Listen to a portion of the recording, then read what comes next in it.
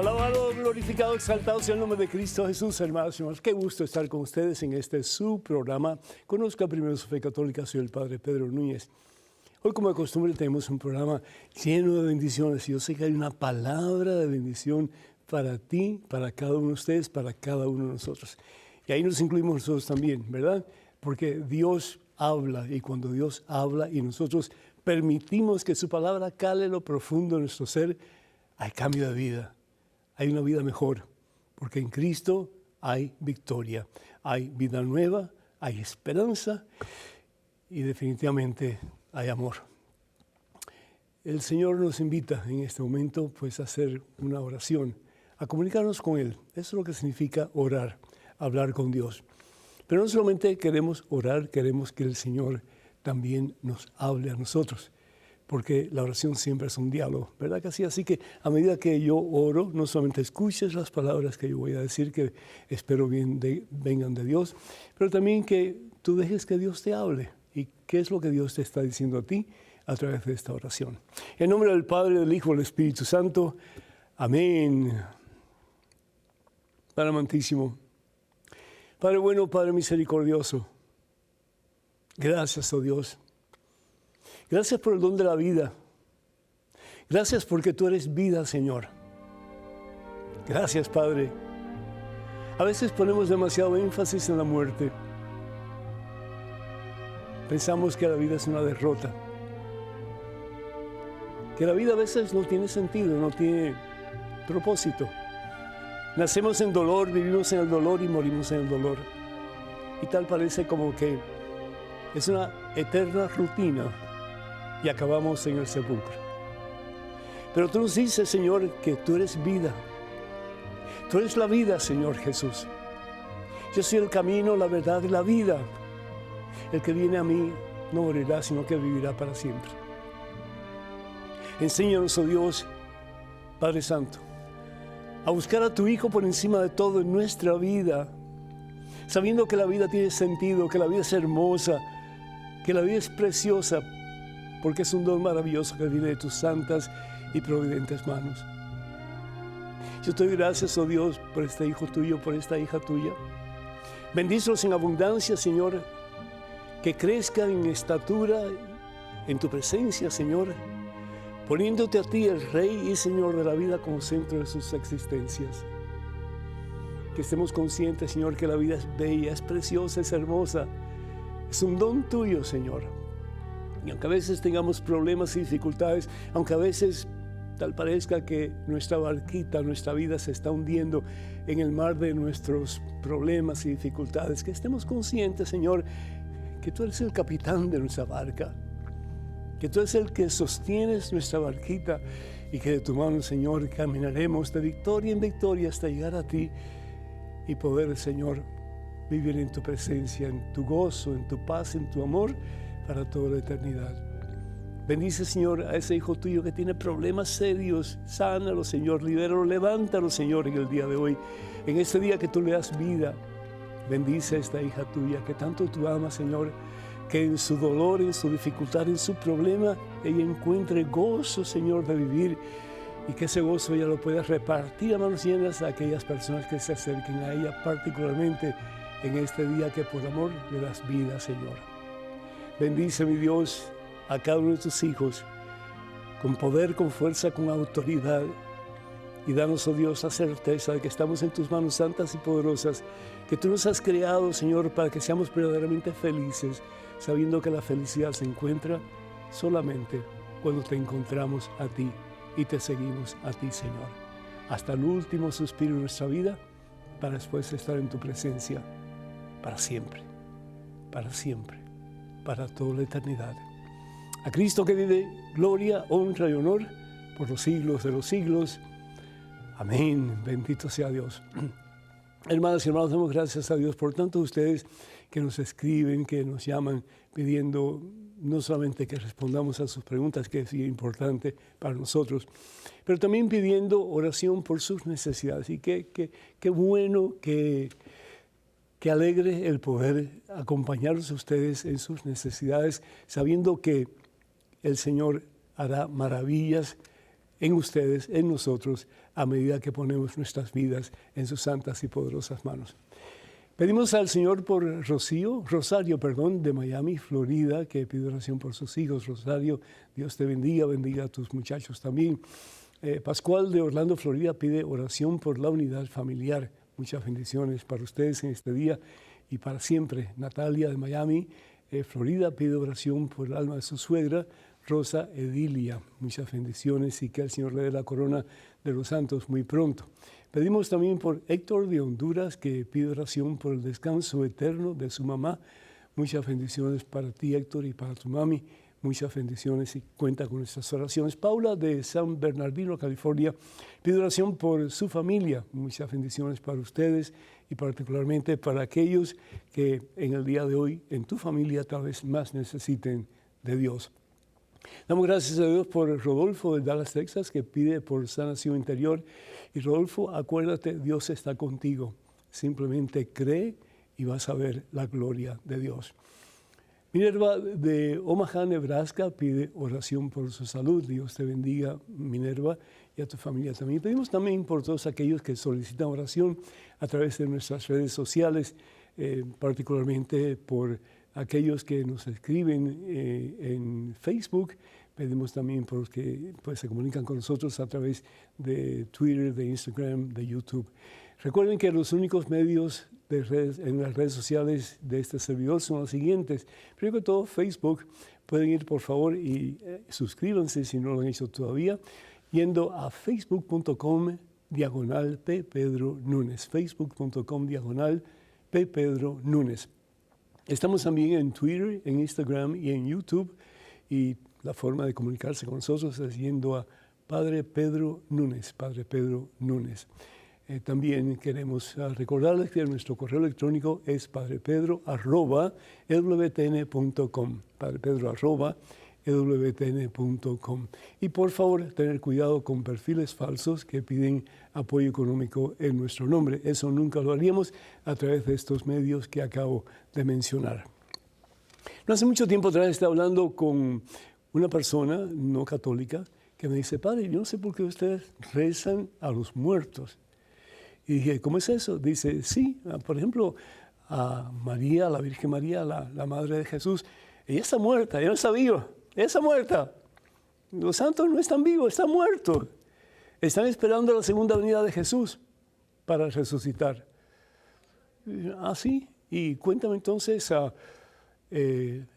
tú que estás muy vinculado con tu iglesia y tú que has, estado en muchos funerales y que has hablado de la misericordia de Dios y que has hablado también de que, la persona que ha muerto está en el cielo. Ya está en el cielo, ¿verdad? Porque fue una persona buena, fue una persona de Dios, una persona que dio el diezmo, etcétera, etcétera, etcétera. Esa persona está en el cielo. Para ti, esa persona ya está en el cielo. Sí, sí, Padre, sí, está en el cielo. Pero sin embargo, María, la Madre de Jesús, María, la Madre de Dios, está muerta. Eso no tiene sentido. Es decir, es una teología muy pobre. Dios no es el Dios de los muertos, hermanos. Dice la palabra de Dios en el Evangelio según San Marcos, capítulo 12. Le preguntaron a Jesús si había resurrección de los muertos. Y le pusieron como una especie de zancadilla. Y le hablaron de esa mujer que quedó viuda de uno de 7 hermanos que él tenía, el esposo de ella. Y dice, la historia, que se casó con el segundo y el segundo se murió también. Y el tercero y el cuarto y el quinto, el sexto, el séptimo, todos se murieron. Y le preguntan, le dicen: Jesús, los 7 están supuestamente en el cielo y la mujer se muere y se va al cielo también. ¿Con cuál de ellos se va a casar o con cuál de ellos está casada? ¿Y qué es lo que le dice Jesús? Jesús le dice que en el cielo seremos como ángeles. Es decir, no estaremos casados con ninguna persona, porque el énfasis del cielo es mirar hacia ese que nos ha dado la vida, hacia ese que nos ha creado, hacia ese que nos ama por encima de todo con amor infinito, y ese es Dios. Y eso es lo que la teología llama la visión beatífica, el poder contemplar a Dios y sumergirnos en esa maravillosa experiencia que no tiene límites, que es eterna. Ese es el cielo y ese es Dios. Entonces, tú estás muy equivocado, porque dice aquí la palabra de Dios, Dios no es un Dios de muertos. Así lo hizo Jesús. Dios no es un Dios de muertos, Dios es un Dios de vivos y ustedes están muy equivocados. Claro que está bien orar, pedirle a María Santísima que nos ayude. Claro que está bien orar, pedirle a los santos que están en el cielo que nos ayude. Claro está bien orar y pedir al Señor que nos haga santos para un día estar con Él en su presencia en el cielo. El poder de la oración es grande, hermanos. Y si vamos nosotros a la carta de Santiago, en el capítulo 5, versículo 16, fíjense lo que dice. La súplica del justo, es decir, la súplica del santo, tiene mucho poder. Gloria a Dios. ¿Por qué? Porque a medida que nos acercamos a Dios, nos vamos haciendo como instrumentos cada vez más limpios de la presencia de Dios. Y la gracia de Dios, el poder de Dios, la presencia de Dios, circula con más fuerza y poder a medida que nosotros, en la presencia de Dios, con la fuerza de Dios, con la misericordia de Dios, nos convertimos en instrumentos más limpios, más puros en sus manos. Y por eso dice el apóstol, la súplica del justo, es decir, la súplica del santo, tiene mucho poder. Y por eso es que le pedimos a María Santísima. Y por eso es que le pedimos a los santos que están en el cielo. Y no solamente pedimos, pero también pedimos que nos ayuden para imitar su ejemplo. La palabra de Dios vamos a ver aquí, en la carta a los romanos, en la carta a los hebreos. En el capítulo 12, versículo 14, dice, procuren estar en paz, es decir, amarse los unos a los otros y progresen en la santidad, porque sin ella nadie verá a Dios. ¿Crees tú que algún día tú vas a ser santo? ¿Crees tú que algún día tú vas a ser santa? Mira, si no lo crees, pues difícilmente irás al cielo. Porque nadie puede entrar en la presencia del todo puro, todo santo, todo perfecto, siendo nosotros imperfectos, impuros y sucios. No, pero es que el Señor Jesús pagó por nuestra deuda y Él nos ha salvado. Nos ha salvado. Pero el Dios que nos creó sin nuestro consentimiento no nos puede salvar sin nuestro consentimiento. Quiere decir que tenemos que cooperar con Él para alcanzar la santidad. ¿Y cómo vamos a cooperar con Él para alcanzar la santidad? Pues nutriéndonos de su presencia, sobre todo en la Eucaristía, recibiendo a Jesús, el pan vivo bajado del cielo. La oración es importante también, las obras de caridad importantísimas también. Es decir, que todo sea para bien nuestro, pero también para bien de los demás. Que a través de nuestras vidas el mundo sea un poquito mejor por nuestra presencia en este lugar y también por el amor que vamos a proyectar a otros. Entonces, el ser santo es una vocación para todos. Un día le preguntan a Madre Teresa de Calcuta, ¿qué piensa usted cuando dice la gente usted va a ser santa? Dice, yo pensaba que esa era la vocación de todo cristiano. Hay veces que pensamos que nos podemos quedar mediocremente cristianos y vamos a estar bien. No, imposible. Tenemos que alcanzar la santidad y por eso el purgatorio, porque si no alcanzamos aquí, la tenemos que alcanzar en ese lugar donde seremos purificados en el amor para un día poder entrar en la presencia del todo puro, todo santo, todo perfecto, que es Dios. Entonces, estemos conscientes de que Dios es un Dios de vivos. Hoy día hay una mentalidad horrible en referencia a la muerte. Y más vemos carabelas por todas partes, más y más vemos huesos por todas partes. Y la gente piensa que eso es una gracia. Sí, no es una gracia. ¿Por qué? Porque nos quedamos estancados en el fatalismo, nos quedamos estancados en lo que no es de Dios. Dios no es un Dios de muertos, Dios es un Dios de vivos. ¿Por qué no festejamos la vida de Dios? ¿Por qué no festejamos la vida de Dios en las personas que nos rodean, que están en camino a la santidad? ¿Por qué no nos enfocamos en aquellos que ya han alcanzado la victoria, que son los santos que están en el cielo? Recuerda, hermano, recuerda, hermana. Dejemos de enfatizar la muerte, porque la muerte es la antítesis de Dios. El salario del pecado es la muerte. Y nosotros queremos caminar no en el camino de la muerte, no en el camino de la derrota, sino que en el camino de la santidad. ¿Por qué? Porque ese que vive, ese que es el Dios de la vida, nos llama a vivir con Él en santidad para toda la eternidad. Y ese es el cielo. Número telefónico para que se comuniquen con nosotros, 205-271-2924. 205-271-2924. Vamos a una pequeñísima pausa, pero regresamos en cuestión de momentos. Así que, hermanos, por favor, no se vayan, quédense con nosotros.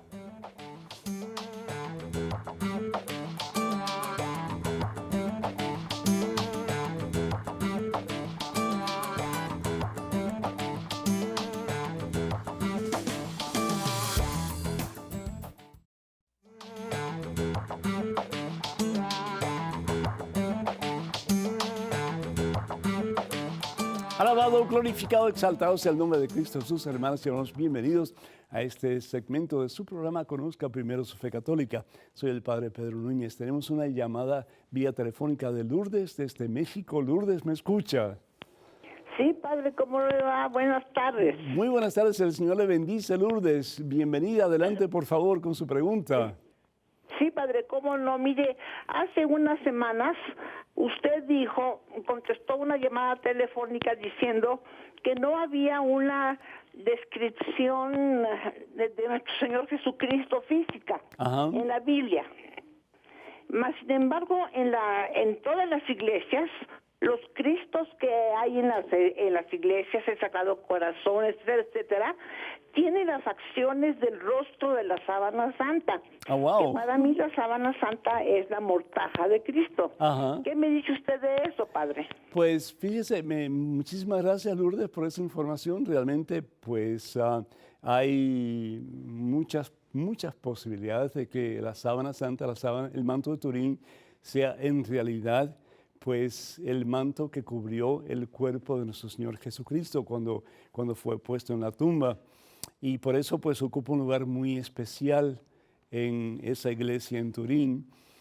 Pero si bien es cierto que algunas o varias o muchas de las imágenes del Señor reflejan en alguna forma la imagen del manto de Turín, pues yo creo también que cada artista tiene su propia concepción de lo que puede ser Jesús. Por ejemplo, han habido artistas que pintan el pelo de Jesús rubio, unos pintan con el pelo más corto, otros con el pelo más largo. Es decir, tenemos que tener un poquito de cuidado con eso porque no necesariamente todas las concepciones de los artistas, de los pintores, son iguales o son las mismas.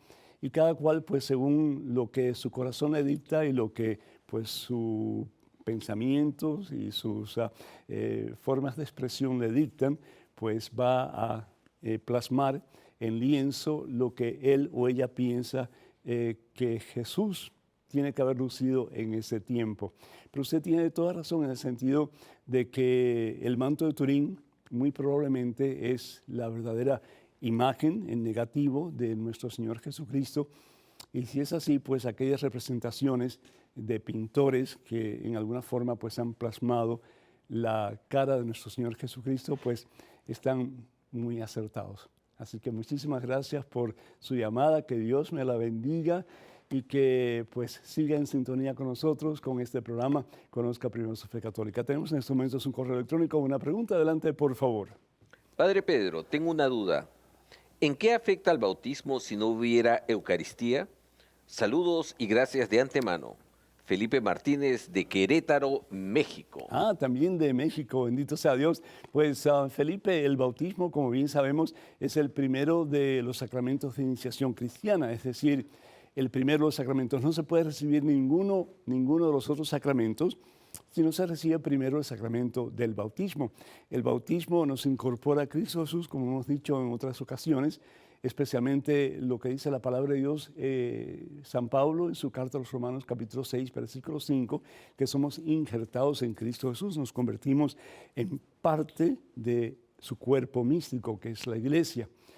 Primera Corintios capítulo 6, versículo 19 y 20, en que San Pablo también nos habla de que al recibir el bautismo nos convertimos en residencia de Dios. Nuestro cuerpo se convierte en templo del Espíritu Santo, que qué privilegio tan grande, ¿no es cierto?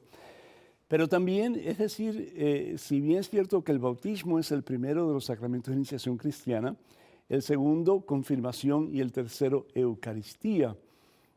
Y la Eucaristía es el sacramento central de nuestra vida como cristianos. ¿Por qué?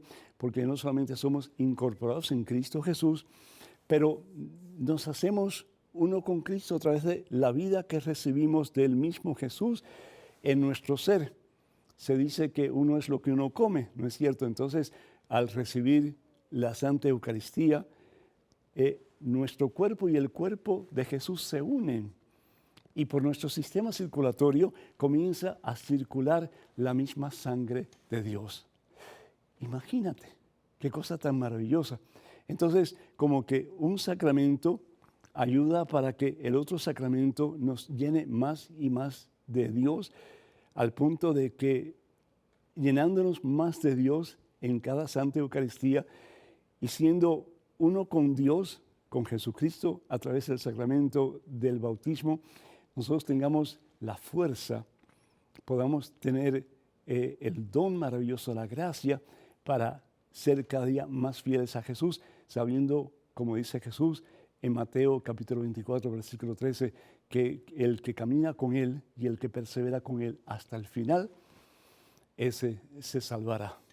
Bendito sea Dios. Entonces, si bien es cierto que el bautismo es el primero, y realmente, pues, si no hubiera Eucaristía, qué pena, pero bueno, con el primero, es decir, seríamos incorporados a Cristo y nos hacemos templos del Espíritu Santo, pero qué hermoso que la Eucaristía viene a reforzar nuestro compromiso con Cristo a través del bautismo y nuestra unión con Cristo en el bautismo, pero también a darnos la fuerza para caminar con Cristo cada día más cerca, perseverar con Cristo más de cerca hasta el día en que lo podamos ver cara a cara en su presencia en el cielo. Tenemos en estos momentos otro correo electrónico. Adelante con la pregunta, por favor. Padre Pedro, me gusta leer la Biblia con los adventistas del séptimo día, esperando al Dios del Antiguo y Nuevo Testamento. ¿Los 10 mandamientos son todavía valederos? Yo creo en la eternidad de la palabra de Dios y estoy seguro que no cambia. La Biblia dice que ni una tilde ni una jota serán quitadas o cambiarían de la palabra de Dios. También dice, el hombre no es Dios para cambiarla. Daniel Sánchez. Daniel, que Dios te bendiga y te felicito por tu deseo de conocer más profundamente la palabra de Dios. Yo te exhorto como católico para que estudies la palabra de Dios con la asistencia, con la guía de una persona que conozca no solamente la Santa Biblia, pero también las enseñanzas de la Iglesia Católica, para que puedas entender lo que el Señor nos quiere decir a través de su Iglesia. Al fin y al cabo, pues Él funda la Iglesia para que conozcamos la verdad y la verdad pues nos haga libres. En lo que se refiere a lo que tú estás diciendo, que no se puede cambiar ni una tilde, ni una coma, ni una jota, tienes toda razón. Pero, por ejemplo, a Jesús se le acusaba de cambiar el Antiguo Testamento. Estoy pensando en estos momentos, por ejemplo, en relación al sábado. Si vamos nosotros al Evangelio según San Marcos, el capítulo 2, versículo, vamos a ir al versículo 27, dice la palabra de Dios. Estaban los fariseos y estaban también pues los letrados, los maestros de la ley, aterrorizados porque los discípulos de Jesús estaban comiendo espigas el día sábado. Estaban arrancando espigas de un trigal y están comiéndoselas porque tenían hambre. Tenían hambre. Y comienzan a criticar a Jesús porque el día sábado no se podía hacer eso. Los judíos, de acuerdo a la ley de Moisés, no podían comer, no podían trabajar y arrancar espigas porque se consideraba trabajo. En el Talmud había unos 613 reglamentos o leyes diferentes, basadas todas en el decálogo o los 10 mandamientos. ¿Y qué es lo que dice Jesús? Jesús dice, el sábado ha sido hecho para el hombre y no el hombre para el sábado. Es decir, el sábado es el día en que nos reunimos para alabar y bendecir el santo nombre de Dios. Pero el sábado no está por encima del hombre, porque el hombre ha sido creado a imagen y semejanza de Dios y el sábado está ahí para ayudarnos a acercarnos más a Dios, que es al fin y al cabo la meta y el propósito de nuestra vida. Sepan pues que el Hijo del Hombre también es dueño del sábado. Entonces, ¿qué es lo que hace Jesús? Interpretar la ley. No la cambia, simplemente le da su sentido total. De un día a la semana tenemos que separar para Dios, para santificar la fiesta, es decir, para consagrárselo a Dios. Pero ellos llegaron a un punto en que preferían que la persona se muriera de hambre y que no trabajar el día sábado, ni siquiera moviendo los dedos para agarrar una espiga y llevarse el trigo a la boca. ¿Hasta qué punto podemos ser nosotros legalistas y podemos dejar el amor a un lado y que todo se base en leyes que al fin y al cabo están basadas en criterios humanos que nada tienen que ver con el amor de Dios? Entonces, ten mucho cuidado, Daniel, ten mucho cuidado, porque sí tenemos que respetar el Antiguo Testamento, sí tenemos que incluir el Antiguo Testamento, porque el cristianismo está basado en el Antiguo Testamento, pero esa total definición de lo que es el Antiguo Testamento la ha dado Jesús, y la ha dado Jesús en el Nuevo Testamento. Y al fin y al cabo, a quien nosotros seguimos es a Jesucristo, que interpreta para nosotros y manifiesta total y completamente lo que Dios nos quiere decir a través del Antiguo Testamento, en su propia persona, en sus actitudes, en sus actos y en sus palabras. Tenemos en estos momentos de El Salvador a María, vía telefónica. María, ¿me escuchas? Sí, Padrecito, buenas noches. Muy buenas noches, el Señor te bendice. ¿Cómo estás, María? Muy bien, Padre, y tengo una pregunta que quisiera que me la Conteste. contestara, perdón. Con todo gusto, María, adelante. ¿Cómo sobrellevar un matrimonio cuando uno de ellos es católico y el otro es testigo de Jehová? ¿Y ese eres tú? No, es una amiga, No. Padre. Ok, y la pregunta es, ¿por qué se casó con esta persona sabiendo que era de una religión diferente, sobre todo de una religión tan agresiva y tan anticatólica como son los testigos de Jehová? El problema, ¿sabes cuál es, María? Que mientras más diferencias haya entre el hombre y la mujer cuando se van a casar, más problemas va a haber en el futuro. Por eso los israelitas no permitían que los miembros de su grupo étnico se casaran con personas fuera de su fe. Porque, y con cierta razón, definitivamente con mucha sabiduría, porque bien sabían que al casarse con personas de otras ideas o diferentes fe o religión, que iban a acabar mal, porque alguno tenía que ceder y el otro tenía que aceptar. Y así pasa, desafortunadamente. Yo lo que haría, primero que todo, si yo fuera esta persona amiga tuya, yo respetaría el punto de vista de la pareja. Y yo, pues, invitaría a la pareja a que se siga acercando al Señor, que al fin y al cabo es el propósito, la meta de nuestra vida. Yo no accedería a ir con él o con ella al templo donde él o ella participa en la fe, pero sí oraría por él o por ella para que su fe sea cada día más fuerte. Y al acercarnos a Dios, al fin y al cabo, nos acercamos al amor, porque Dios es amor. Primera de Juan, capítulo 4, versículo 16. Y al acercarnos al amor comenzamos a derribar esas barreras de división, de resentimientos, de desprecios, etc. Y comenzamos a ser un poquito más hermanos entre nosotros, que al fin y al cabo es lo que Dios quiere. Lo otro que yo haría es, si esa persona le habla a su pareja y le dice, ¿quieres conocer un poquito más la Iglesia Católica? Sin ningún tipo de obligación. Entonces, que le lleve donde un sacerdote que le pueda explicar o responder cualquier pregunta que pueda tener, y simplemente con el deseo de que conozca, ¿verdad?, cómo uno se siente como católico y lo que uno cree como discípulo de Jesús en la iglesia que sentimos y creemos que Jesús establece, que es la Iglesia Católica. Cuenta con nuestras oraciones. Tenemos en estos momentos un correo electrónico. Adelante, por favor. Padre Pedro, le pido su consejo. ¿Cómo puedo sobrellevar mi matrimonio teniendo un esposo infiel? Amo a mi esposo, pero sus infidelidades me han decepcionado. En mi esposo amo al hombre noble, cariñoso, considerado, trabajador, pero respecto a la infidelidad es algo que he descubierto y comprobado.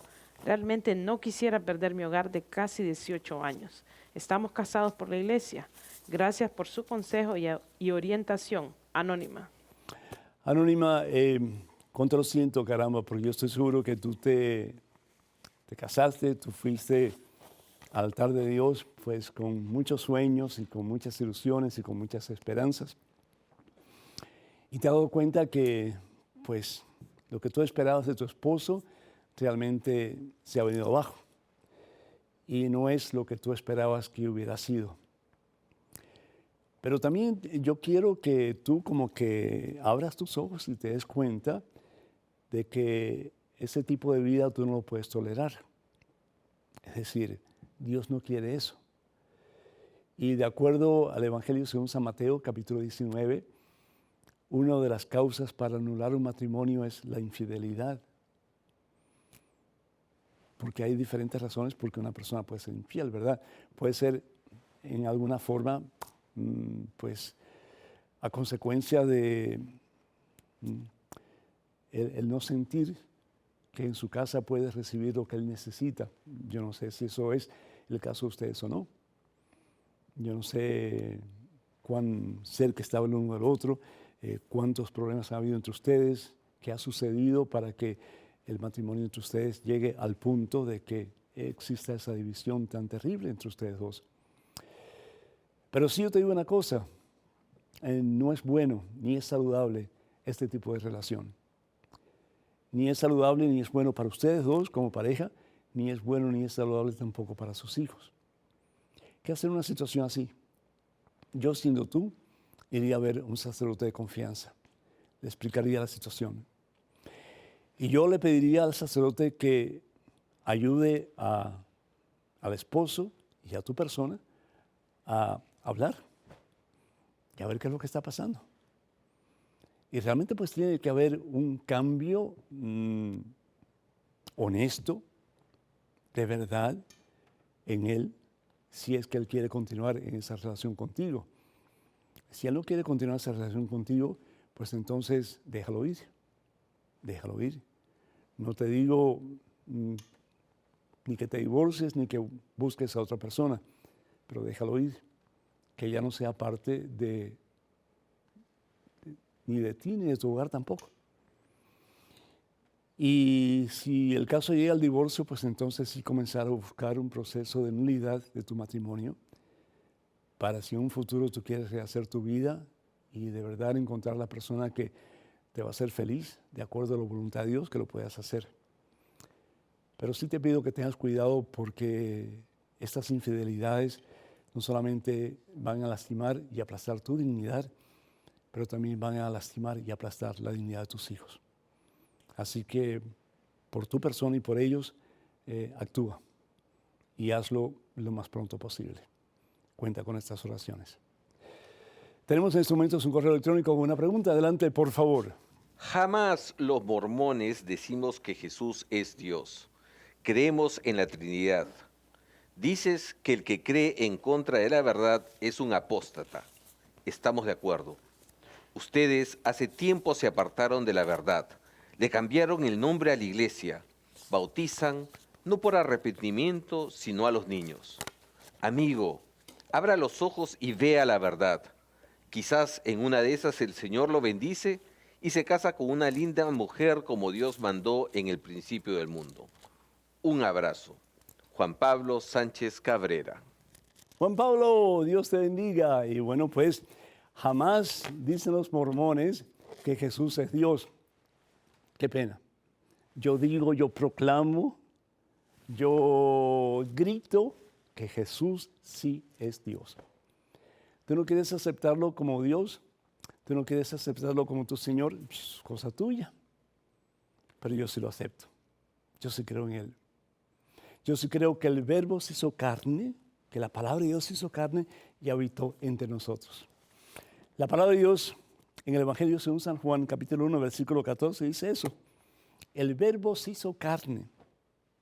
Dice la palabra de Dios, Juan, capítulo 1, versículo 1, en el principio era el Verbo, la palabra de Dios, y el Verbo estaba frente a Dios, y el Verbo era Dios. Juan, capítulo 1, versículo 1. El Verbo era Dios. ¿Y quién es el Verbo? Jesús. Y continúa el Evangelio según San Juan, capítulo 1, versículo 15, dice, Juan dio testimonio de él y dijo muy fuerte, de él yo hablaba al decir, el que viene o el que ha venido detrás de mí ya está delante de mí, porque era antes que yo. ¿Cómo es eso posible? Si Jesús nace 6 meses después de Juan Bautista, Isabel queda embarazada 6 meses, está en su embarazo, 6º mes de embarazo, cuando el ángel se le presenta a María Santísima para decirle si ella acepta ser la madre del Salvador. Entonces Juan dice, Él existía antes que yo. ¿Y por qué dice Juan, Él existía antes que yo? Porque Él es Dios. Él es siempre y será para siempre. La palabra de Dios en el Evangelio según San Juan, capítulo 10, versículo 30, ¿qué es lo que dice? El Señor Jesús lo dice, yo y el Padre somos la misma cosa. Evangelio según San Mateo, capítulo 3, versículo 11. La palabra de Dios nos dice, fíjense qué interesante, Evangelio según San Mateo, capítulo 3, versículo 11. Dice la palabra de Dios en relación a el bautismo, ¿sí? Capítulo 3, versículo 11. Yo los bautizo, dice Juan, en el agua, y es el camino de la conversión. Pero después de mí viene uno con mucho más poder. ¿Quién es? Jesucristo. Mucho más poder que yo. Yo ni siquiera merezco llevarle las sandalias. Él los bautizará con Espíritu Santo y fuego. Con Espíritu Santo y fuego. El bautismo de Juan es el bautismo de los judíos, es el bautismo del Antiguo Testamento. Es el bautismo de agua. Que está bien, no hay problema. Porque qué hermoso el proceso de conversión, es decir, yo quiero comenzar una vida nueva. Yo quiero de verdad adherirme a Dios. Yo quiero ser fiel a Dios. Pero más que el bautismo de Juan, es el bautismo de Jesucristo. Que no solamente es el bautismo de conversión, pero es el bautismo en que nos dejamos. Nos dejamos en la misericordia y en la gracia de Dios para que Dios obre en nosotros y nosotros nos llenemos del Espíritu Santo de Dios y nos convirtamos en templos del mismo Dios.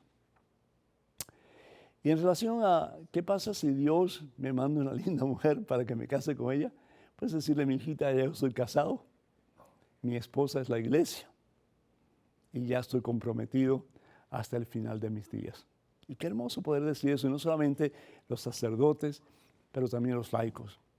Con esta me quedo, y en las buenas y en las malas, hasta el fin de mi existencia, para después estar con el amado, para toda la eternidad, con el novio de la iglesia, que es Jesús el Señor. Hermanos y hermanos, el número telefónico para que nos llamen es el 205-271-2924. 205-271-2924. Vamos a una pequeña pausa, regresamos en cuestión de momentos. Así que, por favor, no se vayan, quédense con nosotros.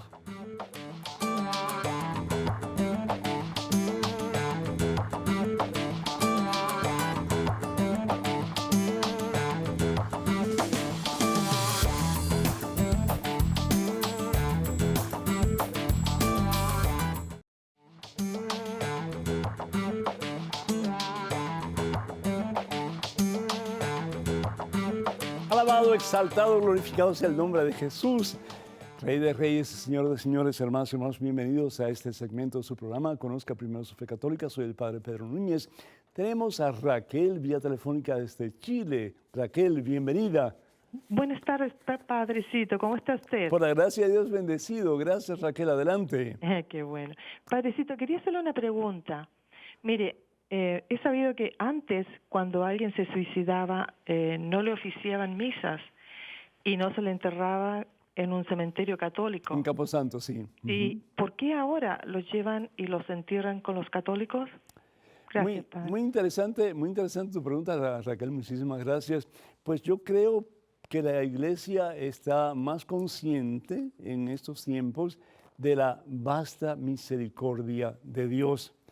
El Salmo 136, versículo 1 dice precisamente, den gracias al Señor porque Él es bueno, porque es eterna su misericordia.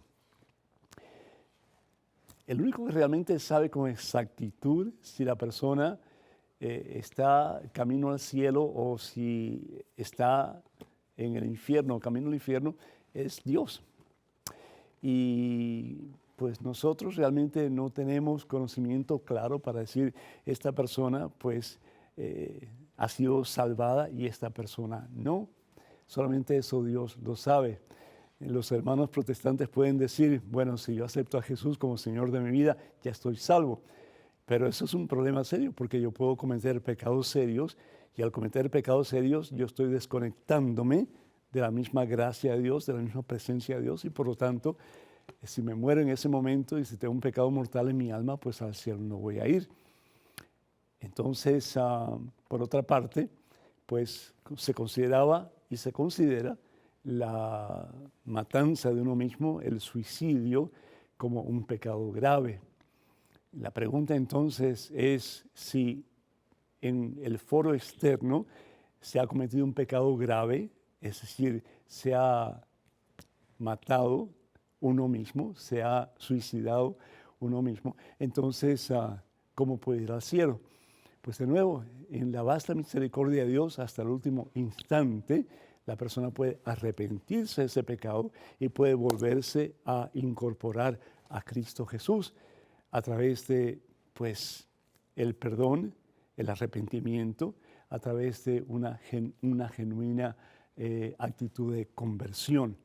Entonces, eso solamente Dios lo sabe. Por eso es importante la celebración de la Santa Misa, porque al celebrar la Santa Misa es el mismo Jesús quien está ofreciéndole a esta persona que se ha suicidado la gracia para que se pueda ver reconciliado antes de presentarse ante el trono de gloria, ante el trono de Dios. Entonces, tenemos que mantener esa idea de que aún la persona que se ha suicidado tiene oportunidad, si así lo quiere y si Dios así lo permite, de un día alcanzar la corona de la victoria, que es el cielo. Oremos por esas personas. Tenemos en estos momentos un correo electrónico. Adelante, por favor. Padre Pedro, en nuestra parroquia se reformó todo, pero la verdad que a mí me parece muy suntuosa. Hay veces no puedo dormir, padre, porque me hace pensar cosas. He visto en internet los símbolos de la masonería y encontré un dibujo parecido al que está en la parroquia. Al Jesús en la cruz se pintó en color oro. ¿Por qué se pintó así? En una oportunidad he hablado con el cura párroco explicándole mis preocupaciones, pero no me trató bien. ¿Qué me recomienda? Lourdes. Lourdes, muchísimas gracias. Pues, primero que todo, en relación a los símbolos que tú piensas que son masónicos, ten mucho cuidado porque la masonería es una religión. Claro, no es cristiana, pero es una religión basado supuestamente, de acuerdo a su pensar, en los masones que construyeron el templo, el primer templo, el templo de Salomón. Y puede ser que ellos hayan tomado, y de hecho lo han hecho, diferentes símbolos del Antiguo Testamento para poner en sus logias. Entonces, puede ser que estos símbolos del Antiguo Testamento no son masónicos, simplemente fueron tomados por los masones para sus propios cultos, pero son símbolos judíos y por lo tanto pues son parte de nuestra fe porque el cristianismo está basado en la fe judía. Lo otro que quiero darte es acerca de la suntuosidad del templo.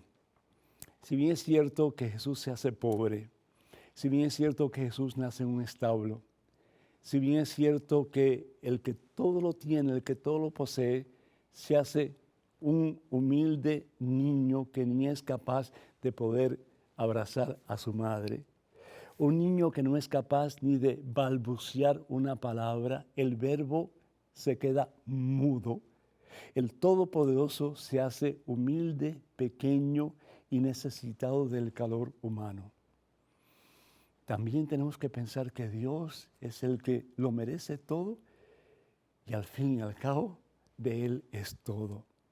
Por eso en el libro de Éxodo, en el capítulo 25, y comenzando desde el versículo 1 en adelante, hasta el capítulo 39, nos habla de que lo mejor tiene que ser para Dios. Lo mejor tiene que ser para Dios. Por ejemplo, habla el Señor a Moisés y le dice que un artista realizará el pectoral de los sacerdotes. Y el pectoral, es decir, lo que cubría el pecho del sacerdote, era un cuadrado de oro con piedras preciosas representando las 12 tribus de Israel. Habla acerca de los 2 querubines que tienen que ir al lado del arca de la alianza. Éxodo capítulo 25, versículo 18. Y estos querubines no son de metal cualquiera, son de oro macizo. Y así, por ejemplo, habla de las diferentes cosas que tienen que haber en el templo, de oro de lo mejor, de plata de la mejor, de madera de la mejor. ¿Por qué? Porque lo mejor, lo mejor, de lo mejor, de lo mejor, siempre tiene que ser para Dios. Estamos acostumbrados muchas veces, particularmente nosotros los hispanos, de pensar en Dios como un limosnero y damos supuestamente limosnas a Dios. Dios no es limosnero. La palabra limosna en la Biblia no significa dar de lo que sobra, sino que dar auténticamente de lo que duele para poder reconocer que Dios merece no solamente eso, sino que lo merece todo, porque al fin y al cabo todo lo que tenemos, mucho o poco, ha sido dado a nosotros por el mismo Dios, que es el que lo posee todo, el que lo tiene todo y el ser más rico de todo lo que existe en este universo creado por Él. Qué bueno que nosotros reconozcamos que tenemos que ser humildes, pero que al darle a Dios también tenemos que estar conscientes y reconocer que se le debe dar siempre con excelencia, siempre lo mejor que le podamos dar. En estos momentos tenemos un correo electrónico con una pregunta. Adelante, por favor. Padre Pedro, la iglesia habla del infierno. Yo no puedo creer en eso, pues Dios es amor. Y si existe ese lugar, Él no sería así. Además que es un lugar de tormento. Soy católico y me gustaría pensar que el infierno es metafórico. Carlos Cavero, Bolivia. Carlos, que el Señor te bendiga, bendito sea Dios. Bueno, pues si bien es cierto que Dios es eternamente misericordioso, también es cierto que Dios es eternamente justo. Y justo no en el sentido de ser santo porque Dios es santo. Y muchas veces la palabra de Dios habla de justicia como santidad, pero también justo en el sentido de justicia, de dar a cada cual lo que cada cual merece. Jesús, por ejemplo, habla en el Evangelio según San Mateo, capítulo 25, versículo 41, y Él dice que los desobedientes irán al fuego eterno, y ese es el infierno. También el Evangelio según San Marcos, en el capítulo 9, Evangelio según San Marcos, perdón, en el capítulo 9, vamos a ver aquí rapidito, a ver si lo podemos encontrar. Capítulo 9, versículos del 47 al 48. En la palabra de Dios dice así, fíjense, vamos a ver aquí, rapidito, del 47 al 48. Habla acerca de un hombre que, capítulo 9, perdón, estoy equivocado, del 47 al 48. Aquí estamos, dice la palabra de Dios, dice, pues es mejor para ti entrar con un solo ojo en el reino de Dios que ser arrojado con los 2 ojos en el infierno, donde el gusano no muere ni el fuego se apaga, pues el mismo fuego los conservará. Es decir, el infierno existe y el Señor Jesús en muchas ocasiones va a hablar del infierno. Eso no quiere decir que Dios sea menos misericordioso. Por el contrario, Dios es tan misericordioso que va a actuar hasta en el último instante de nuestra vida para que nosotros cambiemos de actitud y comencemos de verdad a relacionarnos con Él. Pero qué triste una persona que tiene que esperar hasta el último instante de su vida para reconciliarse con Dios. Mi productor, Pablo Pilco, jugando, dice que él va a ser como Dimas, que va a esperar hasta el último momento. Yo sé que él me está escuchando, pero no, lo que estoy diciendo es cierto. Él lo dice jugando, pero así es el pensar de muchas personas. Yo voy a esperar hasta el último momento, voy a esperar hasta mañana. Mañana voy a cambiar, mañana voy a ser diferente. No. Y Pablo bien lo sabe, Pablo lo trata de practicar como este servidor, como todos nosotros. No, es hoy, es hoy. El día de cambio es hoy. El día de conversión es hoy. El día en que tenemos que permitirle a Jesús que nuestra barquita navegue en el camino de la vida, en el mar de la victoria, es hoy, porque mañana puede ser muy tarde. Pero si nosotros permitimos que Dios nos impulse con la fuerza y el poder de su Espíritu Santo hoy, entonces podemos estar seguros que alcanzaremos un día la victoria.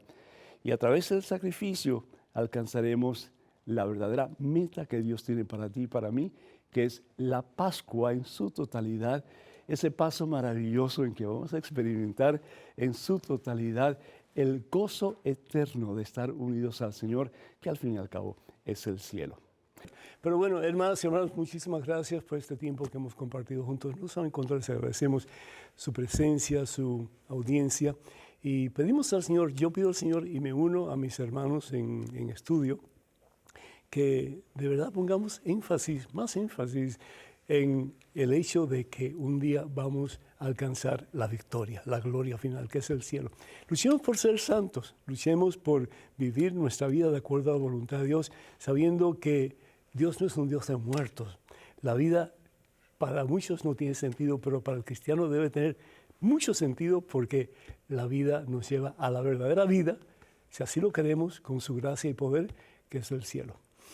Les quiero recordar que además del nuevo libro que este servidor ha podido lograr, que se titula Conozca más su fe católica, ya está disponible también en el catálogo religioso de WTN, esta publicación y muchas otras, como Conozca primero su fe católica, cuántas iglesias fundó Jesús, 150 historias que cambiaron tu vida y promesas bíblicas para tiempos difíciles.